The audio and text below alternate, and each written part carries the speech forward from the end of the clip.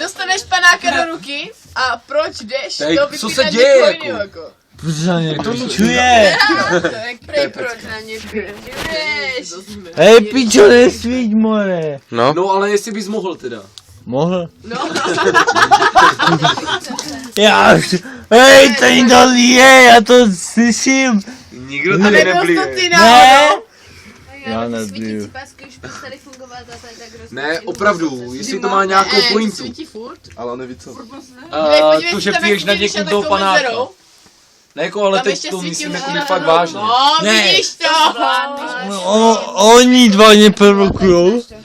Ano, popichujou. To bych... Popichujou. Že nechastám. Máš tam ruku, Kubo. Jenomže Já vím. Kuba třeba ví, že já jedinej Kubu ochlastám. Ha, klidně ho ochlastej nebo Máš slovo!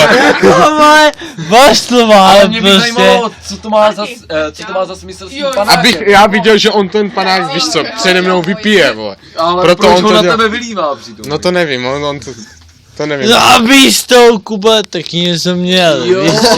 Chápeš, že? Jo, tak ty Jako se zbudí a jo, táhnu chlastem. A hlavně víš co? vím, že už tě nebudu popichovat, Jo, protože to nepotřebuji právě. mít v sklíně, že? Správně. No nic.